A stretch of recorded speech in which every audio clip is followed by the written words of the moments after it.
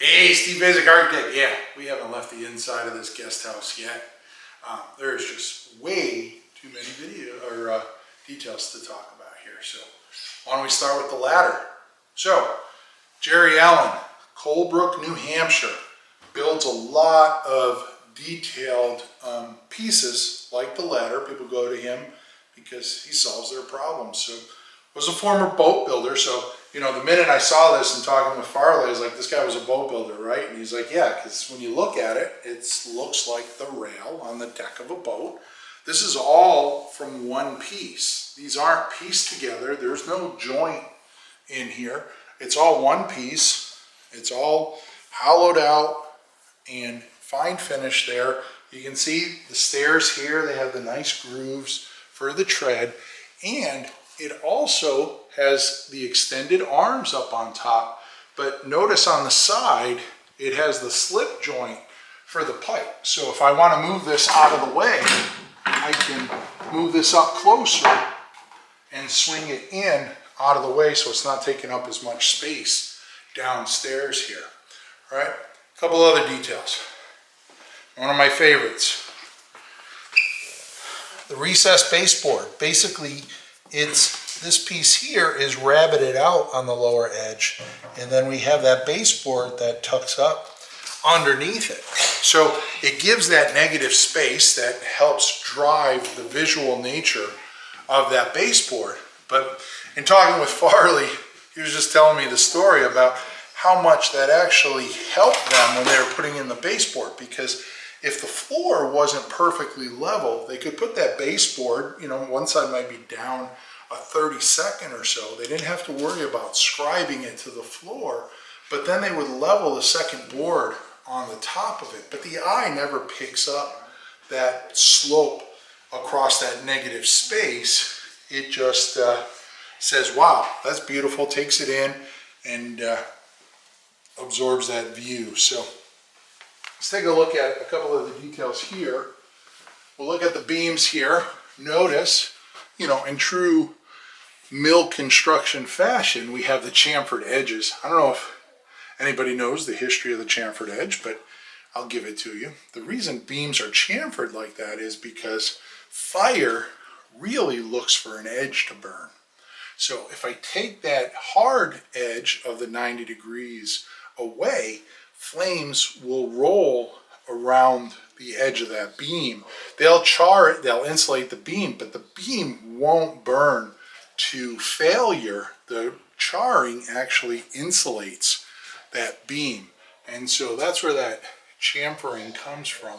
And then of course we have our 2x6 tongue and groove deck up above. Let's take a quick peek at the vanity here. I just wanted to show you this. We actually designed this for the house to fit it in here. Farley had his countertop fabricator. He actually made the sink out of the soapstone. But the thing that I like the most about it is this kind of flying countertop where we integrated the towel rack to it. And then of course the soapstone stove there. So back out here we have a few more details we can certainly look at here.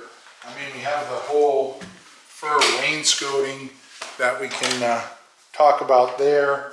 We also, down here, looking at the rails, you know, these are, there's a pretty specific reason as to the shape of these posts here. If you think about, we're on an island, right? If you think about a sail, it kind of has that sail imagery, and it gets stronger at the bottom. So that's where we want that strength to develop that moment, so we get the strength and rigidity out of the rail system. And you know, we have the rod here, which I think originally we were talking about cables to have that nautical theme, but we switched to the rod to get a little bit more rigidity out of it. But then these sail posts, because we wanted them to come up to the tapered edge, we opted to put the actual handrail and finished rail and just hang that off of the inside there. The kitchen here, you can see, we put the kitchen island on casters. And if you watched the last video, you heard me talk about the challenges. You know, I thought it'd be real easy. Hey, we can just move that out of the way whenever you want, but it actually is pretty darn heavy to move around there. You know, one of the other details that I like here on the kitchen fabrication is underneath the drying rack, we actually have the drainage grooves routed into the countertop and tapered. So they drain down into the sink there, so you don't need to put necessarily a mat underneath there. And then probably one of the most prominent details of the house is, of course, the first slatted ceiling there. And you can see by the shadow line there that they have an open joint space between them, but they're also sitting on a furring strip up there. And so I wanted to give that illusion that it's floating below the surface of the gypsum board up there. And then of course, that goes all the way down that sight line. It ties in to a pediment over the window there.